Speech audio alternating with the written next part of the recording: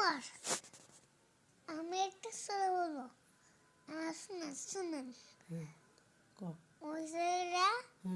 ওই মেয়েরা ফুল নিতে যায় গোলায় মালা গোলায় দিয়ে আমার বাড়ি যায় আমার বাড়ি জোরের দিনে করাতে সুখ পাকা আছে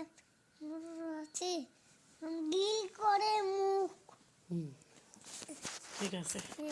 উম্মতের জন্য আমি জিবরাইলের একটা দাবি, হাসরের জমিন যেদিন কায়েম হবে, আদা টুকরে যেদিন সূর্য থাকবে, পুলসিরাতের 30,000 বছরের রাস্তা ফুল যেদিন পার হতে হবে, হীরার চেয়ে দাঁড় চুলের চেয়ে চিকন হবে, নিচে জাহান্নাম থাকবে। ওই বিপদময় মুহূর্তে আপনার নবীর উম্মতের জন্য পুলসিরাতের ফুল পার করে দেওয়ার জন্য আমি জিবরাইল 600 নূরের পাখা বিছাইয়া দিতে চাই। আমার নবী বলেন, জিবরাইল রে, এত সুন্দর কথা আমার জন্য বললে, আমি তো আমার আল্লাহর কাছে বলবো। সঙ্গে সঙ্গে আমার আল্লাহ বলেন, বন্ধু গো, আপনার উম্মতের এই দাবিটুকুন জিবরাইলের পক্ষ থেকে যা করেছে আমি আল্লাহ এখনই কবুল করে নিলাম। আসরের জমিনে জিবরাইলের নূরের পাখা দিয়া কি আল্লাহ বিদেশের বাড়িতে অনেকেই আছে, ওদেরকে রহমতের চাদর দিয়ে ঢাকিয়া রাখো আল্লাহ।